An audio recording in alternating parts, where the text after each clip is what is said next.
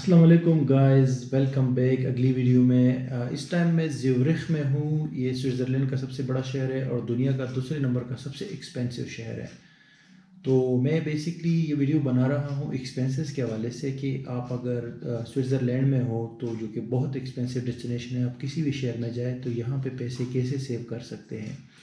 और ये वीडियो तो है स्विट्ज़रलैंड के बारे में ख़ास तौर पे, क्योंकि ये सबसे एक्सपेंसिव है, लेकिन इसको आप अप्लाई कर सकते हैं दूसरे जो यूरोप के शहर और कंट्रीज़ हैं यूरोपियन यूनियन के, वहाँ भी इसको अप्लाई कर सकते हैं। सबसे पहले बात करते हैं फ़ूड के हवाले से, ठीक है।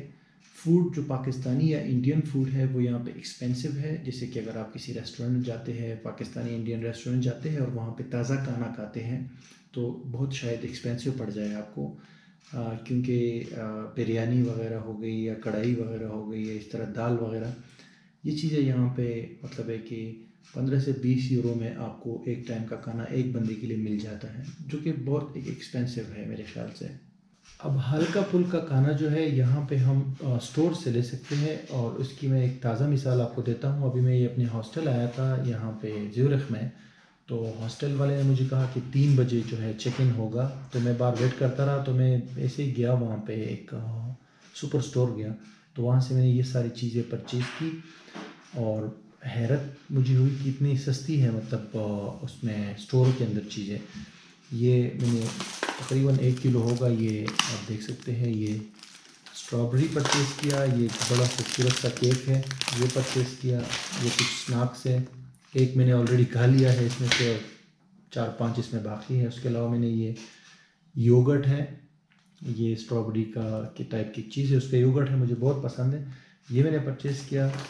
और मैंने जो है ये शेविंग रेज़र्स है बेसिकली, एक नहीं, 2 नहीं, ये 8 है, एक मैंने यूज़ भी कर लिया है इसमें से। तो ये सारी चीज़ें सिर्फ 10 फ्रैंक्स की मैंने परचेज़ की है, सिर्फ 10 स्विस फ्रैंक्स। पहली बात तो ये कि यहाँ की करेंसी का नाम है फ्रैंक, और एक फ्रैंक जो है वो तकरीबन $1 से थोड़ा सा कम है, मतलब $1 के आसपास है। तो ये सारी चीज़ें सिर्फ 10 फ्रैंक्स के अंदर।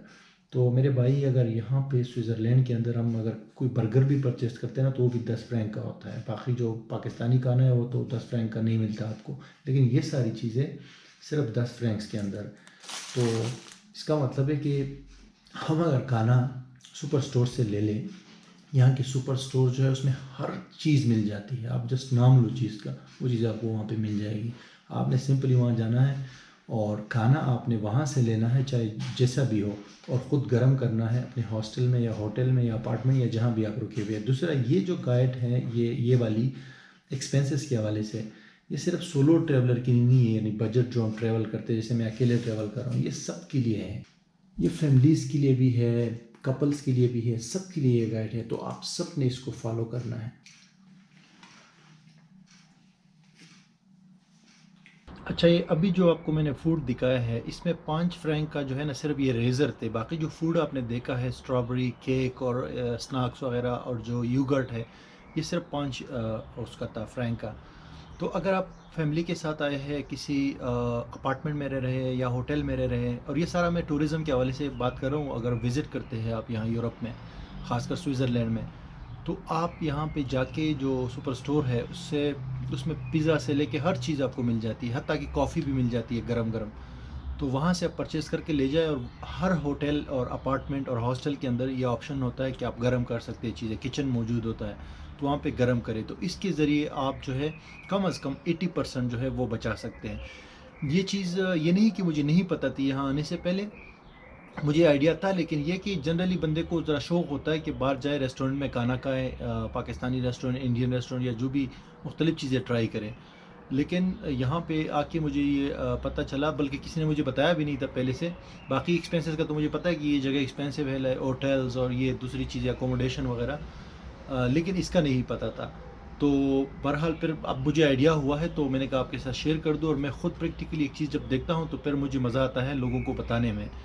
तो कहने का मकसद ये कि 80% आप सेविंग कर सकते हैं अगर आप सुपर स्टोर जाते हैं। आप जहाँ भी रुके हुए वहाँ पे करीब जाए, एक बड़ा सुपर स्टोर होगा, उसके अंदर जाके ये सारी चीज़ें आप परचेज़ करके अपने पास रख लें।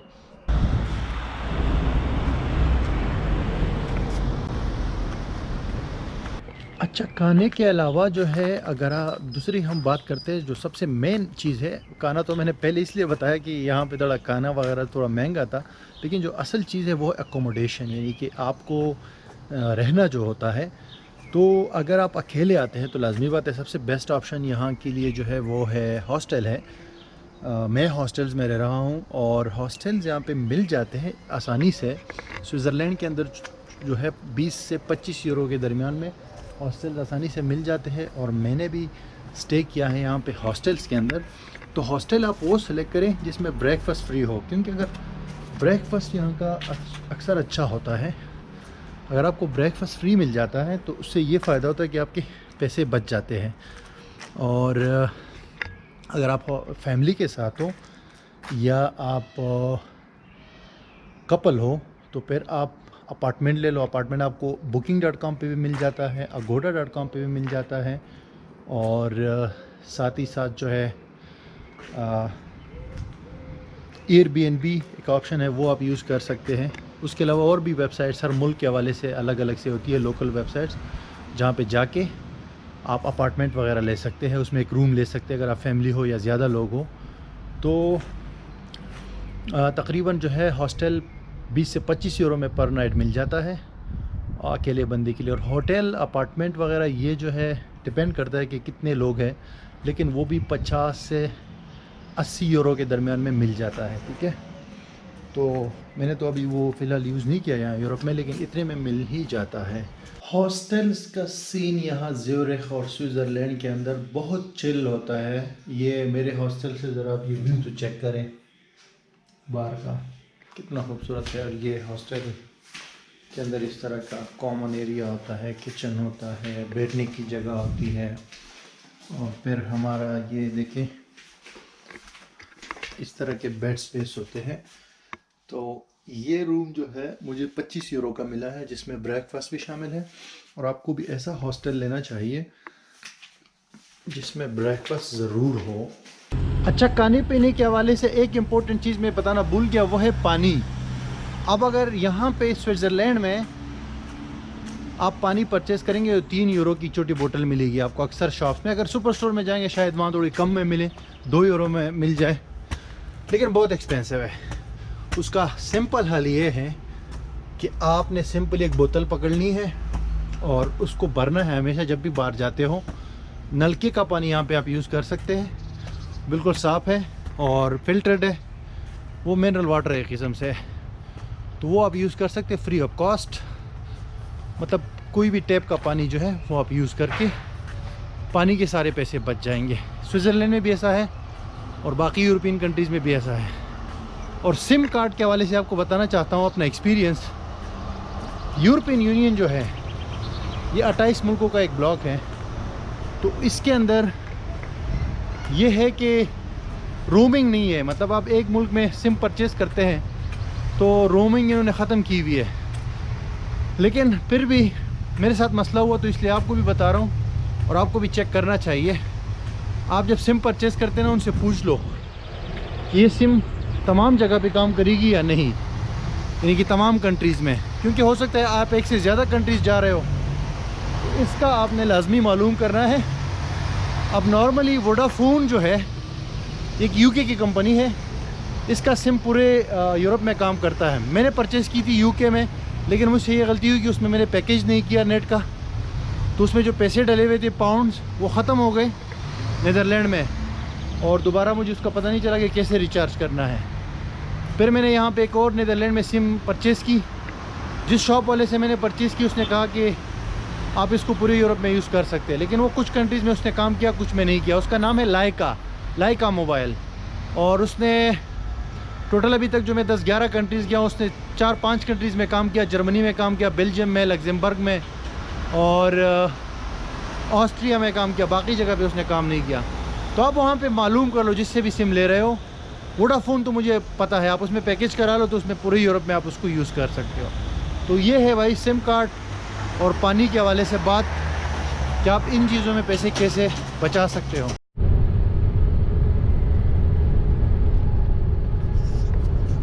अच्छा, स्विट्ज़रलैंड के अंदर ट्रांसपोर्टेशन के हवाले से मैं आपको बताना चाहूँगा कि यहाँ पे ट्रांसपोर्ट का निज़ाम बहुत अच्छा है।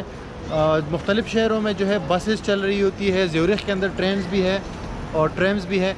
यूजुअली जो स्विट्ज़रलैंड के अंदर जो छोटे छोटे मतलब जगहें हैं विज़िट करने के लिए खूबसूरत, जैसे कि इंटरलेकन है, लूज़रन है या इस तरह के, वहाँ पे जो आप हॉस्टल लेते हैं वो आपको फ्री कार्ड भी दे देता है ट्रांसपोर्ट का, तो उसमें आप बस को यूज़ कर सकते हैं फ्री ऑफ कॉस्ट। वैसे भी पब्लिक ट्रांसपोर्ट महंगी नहीं है बनिस्बत जो दूसरा टैक्सी वगैरह है, तो आप 2-2.5 फ्रेंच के अंदर जो एक टिकट लेके आप आराम से घूम सकते हैं। ये तो स्विट्ज़रलैंड के हवाले से हो गया। स्विट्ज़रलैंड से हट के पूरा जो यूरोप है ना, उसमें ट्रांसपोर्ट का निज़ाम बहुत बेहतर होता है। ट्राम्स हो गई और बसेस हो गई और ट्रेन्स और ये सारी चीज़ें आपको मिल जाती है, आसानी से आप यूज़ कर सकते हैं। आपको टैक्सी यूज़ करने की ज़रूरत नहीं है। इन केस इमरजेंसी हो जाती है तो वहाँ पे आप ऊबर यूज़ करें। ऊबर भी यहाँ चलती है। ऊबर का एप्लीकेशन आपके पास होना चाहिए, तो उससे आपके अगर आप टैक्सी करेंगे ना तो बहुत पैसे उसमें भी बच जाएंगे। उसके अलावा लास्ट में आपको ये बताना चाहता हूँ कि अगर आप अपने साथ कुछ मेडिसिन वगैरह वहाँ से लेकर आए ज़रूर पाकिस्तान से, जैसे बुखार के लिए कुछ टैबलेट्स हो गई, पट्टियाँ वगैरह हो गई, जो सनी प्लास्ट वगैरह है वो, और जो ज़रूरी जो बेसिक जो मेडिसिन है वो अपने साथ लेकर आए, क्योंकि यहाँ पे अचानक आपको प्रॉब्लम आ सकती है। कभी कभी बीमारी अचानक हो जाती है, बंदा ज़ुकाम वगैरह हो जाता है, तो ये अब लाजमी लेकर आए। और एक लास्ट चीज़ जो मैं बताना चाहता हूँ वो है, अगर आप स्मोकिंग करते हैं, जैसे मैं स्मोकिंग करता हूँ इसलिए ये बात आपको बता रहा हूँ, शायद कुछ लोगों को ये बात अच्छी ना लगे, लेकिन मैंने कहा ये भी बता दूँ तो ज़्यादा बेहतर रहेगा। अगर आप स्मोकिंग करते हैं तो आप सिगरेट्स वहाँ पाकिस्तान से लेकर आए अपने साथ। जैसे 20 पैकेट्स में लेकर आया था, तो ये मेरा ट्रिप जो है तकरीबन 40 दिन का है, तो इसमें आराम से वो चल जाएंगे। और 20 पैकेट्स वहाँ मैंने 3,500 रुपये की लिए थे। तो यहाँ पे सिगरेट बहुत महंगा है पूरी यूरोप के अंदर, तो ये है कि बहुत सारे उसमें भी 80% आपके पैसे बच जाएंगे। अगर आप यहाँ पे एक पैकेट लेते हैं ना, तो वो पाकिस्तानी तो 1000 रुपये से ऊपर ही होता है तकरीबन, तो इसीलिए वो भी चीज़ करें। बाकी मैं और भी वीडियोस बनाऊंगा इस हवाले से कि यूरोप में जो भी एक्सपीरियंस रहा मेरे एक्सपेंसेस के हवाले से और दूसरी चीज़ों के हवाले से, तो आपके साथ मुख्तलिफ वीडियोस में शेयर करता रहूँगा। और thank you guys very much for watching. अगर आपको कोई क्वेश्चन हो तो आप नीचे कमेंट्स में लिख सकते हैं। बाय।